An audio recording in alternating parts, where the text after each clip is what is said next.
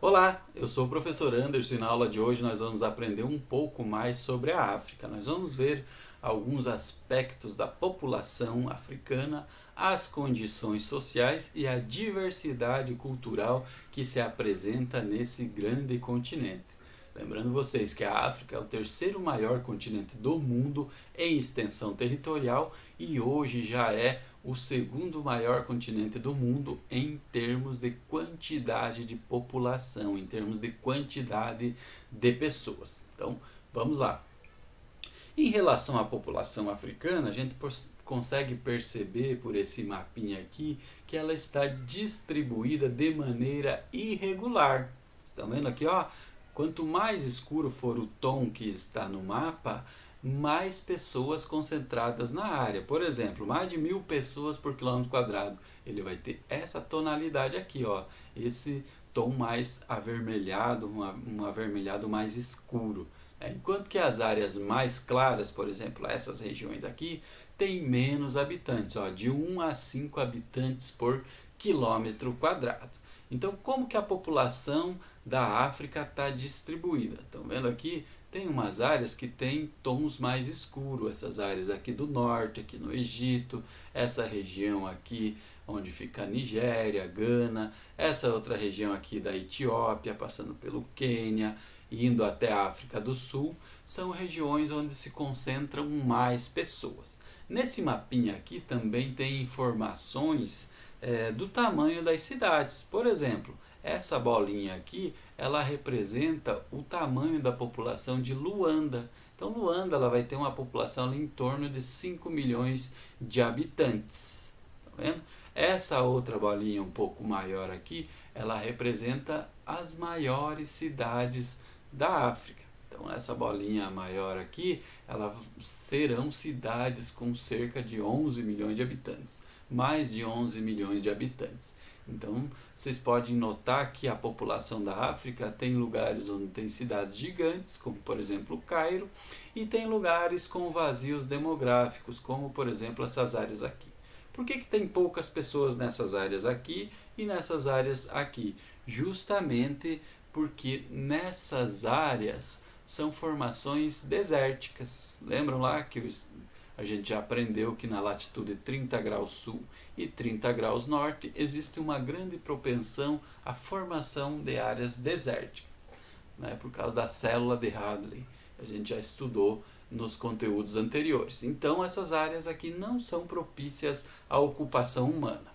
Em 2017, a África contava com 1,2 bilhão de habitantes. É muita gente, né, concentrada nessa extensão de terra, 1,2 bilhão de habitantes, o que faz da África o segundo continente mais povoado do mundo. E ao longo do século XX, a população africana ela apresentou um intenso crescimento. Olha só, de 1950 até os anos 2000, a população da América, por exemplo, ela era superior à da África. Mas aí a população da África começou a crescer rapidamente. Quais são os motivos que fizeram a população da África crescer rapidamente? Primeiro, as taxas de natalidade ainda são elevadas na África, ou seja, a quantidade de filhos que cada mulher tem na África ainda é bastante elevadas. Lembro que a gente estudou que em outros continentes, onde a mulher se dedica mais ao mercado de trabalho, mais aos estudos, ela tende a ter uma taxa de natalidade menor. Não é o caso da África. Hoje ainda a mulher não está bem inserida no mercado de trabalho no continente africano. Então, a taxa de natalidade acaba sendo elevada. E pela queda da taxa de mortalidade. Uma das características do final lá do século XX, início do século XXI, é que a África começou a cuidar mais de sua população. Então começou o processo de vacinação, começou alguns processos de prevenção de doenças, e isso fez com que as crianças, fez com que as pessoas morressem menos na África. Então tem muitas pessoas nascendo e menos pessoas morrendo do que lá, por exemplo, nos anos 60 e 70 na África. E tudo isso decorrentes dos avanços da medicina no continente. Então a aplicação da medicina no continente fez com que a população africana se desenvolvesse de maneira mais rápida. estão vendo aqui essa imagem, a tendência é que o continente africano ele vá se urbanizando. Então essas pessoas que estão nascendo e que hoje morrem menos do que nos anos 60 e 70, elas tendem a se concentrar em grandes centros urbanos, como esse aqui, a capital da Nigéria. Então o continente ele registra grandes deslocamentos populacionais também. Por que as pessoas se deslocam dentro do continente africano e se deslocam de dentro para fora? Eles procuram outros países. É porque a África ela possui indicadores sociais ruins se comparados, por exemplo, com o continente europeu. Então, no passado, eles tiveram um passado histórico em que a Europa colonizou a África, a Europa ela criou esses laços culturais com a África e aí o caminho que os africanos acham para fugir das crises, fugir dos seus problemas, fugir das guerras, das perseguições, é fazer a migração, fazer a travessia do mar Mediterrâneo em direção à Europa. E essa travessia às vezes é muito perigosa, porque é feita de maneira clandestina, ou seja, não tem uma rota em que você compra uma passagem aqui e você para ir, você pode comprar outra para voltar. Normalmente é assim, são feitos em barcos clandestinos, barcos em que um grupo de imigrantes compra e acaba indo em direção à Europa. O problema é que muitas dessas pessoas são pessoas que se originaram no interior do continente africano, áreas desérticas, pessoas que muitas vezes não têm experiência nenhuma com o mar. E às vezes se acontecer algum problema com o barco, parte dessas pessoas acabam morrendo. Algumas morrem afogadas, algumas morrem de desidratação, os barcos ficam à deriva, às vezes aqui no mar Mediterrâneo, e tudo isso gera uma série de problemas, uma série de comoções mundiais. Então aqui estão representados os fluxos, os caminhos por onde essas pessoas passam e para onde elas vão. Uma parte entra em Portugal, outra em Espanha, a França, por ter uma área em que ela colonizou, que era relativamente grande, recebe muitos imigrantes. É só a gente ver na seleção francesa, ela é composta em grande parte por imigrantes africanos, pessoas que vieram do norte da África, dessas regiões centrais aqui também. Então existe também um movimento aqui do Oriente Médio. As pessoas tendem a buscar condições de vida melhor em novos territórios. E por que elas saem da África? Porque normalmente os IDHs lá do continente africano são IDHs muito baixos. Tá vendo aqui? Tem países com IDH baixíssimos, os piores países do mundo para você viver, eles acabam se localizando na África. O que é o IDH? Ele é a junção de três indicadores, né? O quanto a pessoa vive, o quanto ela ganha com quantos anos ela estuda. Então tem países lá em que as pessoas ganham muito pouco, em que a expectativa de vida não é muito elevada e que a escolaridade também é baixa. Por isso as pessoas acabam deixando esses países. Na África é comum cenas como essas, processos de favelizações próximos às grandes cidades, esgoto a céu aberto, falta de saneamento básico, falta de água encanada, falta de oportunidade de emprego.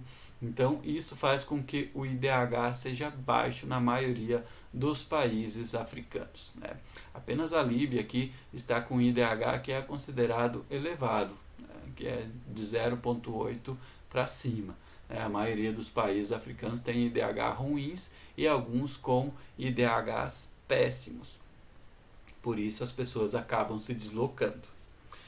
Existem outros problemas na África, em relação à condição de vida no continente. Por exemplo, em relação à subnutrição. Tem países lá com dados muito ruins referentes à subnutrição. A Namíbia, a Zâmbia, a República Centro-Africana, por exemplo, uma boa parte da população não tem comida o suficiente para se manter. Então vocês vão acabar vendo cenas como essa, de crianças pedindo alimentos. E no caso das crianças, a situação é mais grave ainda, porque essa falta de calorias, essa subnutrição vai acabar afetando o seu crescimento, e em alguns casos até mesmo no desenvolvimento intelectual. As pessoas precisam de calorias mínimas, elas precisam de nutrientes mínimos para atingir certa estatura, para ter o seu crescimento em pleno desenvolvimento. Se as pessoas não se alimentam adequadamente, elas acabam não crescendo aquilo que elas poderiam. e até mesmo em alguns casos ocorre a má formação cerebral, porque o cérebro precisa de energia, ele precisa de matéria para se desenvolver. Além dessa carência, existe uma grande quantidade de doenças que acabam afligindo, né? Uma população que esteja com sua imunidade baixa vai acabar sendo afligida com uma série de doenças. Então esse mapa da África ele mostra que uma boa parte dos países africanos eles sofrem de carência alimentar e isso gera uma situação muito grave, uma situação muito comovente dentro do continente africano. A taxa de alfabetização também no continente africano, apesar de nos últimos anos ter melhorado a questão da alfabetização, olha só a diferença, por exemplo, entre idosos de 65 anos ou mais e jovens de 15 a 24 anos em relação à alfabetização. Então, os mais velhos, normalmente, eles não tinham acesso à escola. Estão vendo aqui, ó? Que a taxa de alfabetização dos mais velhos em muitos países não chegava a 10% da população. Ó. Se pegar aí países lá do Marrocos até Moçambique, você vai ver que tem alguns países que poucas pessoas idosas e adultas que foram os jovens do passado, eles se alfabetizaram. Hoje a situação ela vem mudando, então os governos vêm dando mais interesse às questões da educação. Olha, tem alguns países, como a Líbia, a Argélia, a África do Sul, em que próximo ali de 100% das pessoas estão sendo alfabetizadas. Então isso é muito importante para o desenvolvimento dos países. Não houve no mundo nenhum país que conseguiu sair da condição de pobreza para o desenvolvimento sem fazer o papel, a lição de casa, sem investir em educação. Foi assim com o Japão. O Japão era um país super pobre, se transformou num país rico, dando o primeiro passo, que foi uma revolução no sistema de educação, ensinando a todo mundo a ler e escrever, ensinando a matemática, ensinando ciências, ensinando os conhecimentos que a humanidade tem. E aí a Coreia do Sul foi a mesma coisa, a China também, todos os países do mundo que hoje são considerados desenvolvidos, eles passaram por uma revolução educacional. E hoje alguns países da África eles vêm investindo em educação. E com isso as condições dos países desse continente, eles vêm melhorando gradativamente. É lógico que ainda está muito longe dos países desenvolvidos, mas mostra que a África está percorrendo esse caminho e deve se tornar um lugar melhor para essas pessoas no futuro. Então, as condições de vida no continente. O acesso básico à alimentação, de 1991 a 2015. Então, porcentagem de pessoas que consomem calorias suficientes para as necessidades básicas. Então, lá em 1991, tinha uma boa parte da população que não consumia as calorias mínimas, para ter uma necessidade básica. Olha que em 2015 esse índice já melhorou bastante. Tá vendo? As pessoas hoje na África elas têm mais acesso à alimentação. E um dos modelos que eles seguiram lá na África para melhorar esses indicadores foi o modelo aqui do Brasil, um modelo em que o governo às vezes compra parte da produção da agricultura familiar e distribui para a população mais carente, distribui nas escolas, enfim, faz uma parceria com o produtor lá da agricultura familiar e o governo, de modo que a fome nos países acabam diminuindo. Então essas parcerias, que já foi uma parceria de sucesso, é uma parceria de sucesso aqui no Brasil, ela está servindo como modelo para os países africanos. A questão da AIDS. Então, na África, a questão da AIDS ela é muito séria. Um dos indícios da piora do nível de vida das populações africanas é a epidemia da AIDS. Hoje eles vivem uma epidemia nesses países. De acordo com a UNAIDS, que é uma instituição da ONU, Programa Conjunto das Nações Unidas, em 2016 a África Oriental e Meridional tinham quase 52% dos 36 milhões de pessoas contaminadas com essa doença. Então mais da metade das pessoas contaminadas com a AIDS no mundo, elas estão na África Oriental e Meridional. E isso gera um sério problema. Isso corresponde a cerca de 19 milhões de infectados. Então, apesar dos índices de AIDS, né, estarem hoje caminhando para um controle, ainda existe uma grande parte da população que está infectada com esse vírus. E aí precisa se fazer campanhas, precisa se ter uma atenção especial em relação a essa doença, que em casos como aqui do Brasil, ela é relativamente bem controlada, né? A gente tem um certo mapeamento, a gente tem um certo conhecimento, né? O sistema de saúde tem um certo conhecimento das pessoas que estão infectadas e dá orientação, dá tratamento, enfim, faz uma ajuda a essas pessoas. A África, ela está caminhando nesse sentido, no sentido de diminuir a quantidade de infectados. Lembrando que esses infectados, eles vão ter a sua imunidade diminuída e essa imunidade diminuída fará com que a expectativa de vida das pessoas seja mais baixa. Então a AIDS, né, e outras doenças também, elas acabam contribuindo para que a expectativa de vida lá dos africanos não seja tão elevada. Então a África, ela tem esses problemas sociais, mas ela é marcada por uma grande diversidade cultural. O continente habitam diversas etnias que desenvolveram ao longo dos séculos suas próprias línguas. Estima-se que lá na África tem cerca de 1.500 línguas e dialetos. Então, alfabetos, manifestações religiosas, ritmos musicais, danças, festas praticadas no cotidiano são muito características lá do continente africano. Uma das coisas que chama a atenção é a alegria do povo africano. Então, a tradição oral é uma característica importante das culturas africanas. Tem muitos povos que no passado não utilizavam a escrita, eles utilizavam a tradição oral, em que um contava para o outro as tradições de cada clã, as tradições de cada família. E aqui eu coloquei para vocês um mapinha mostrando quais são as principais línguas faladas na África.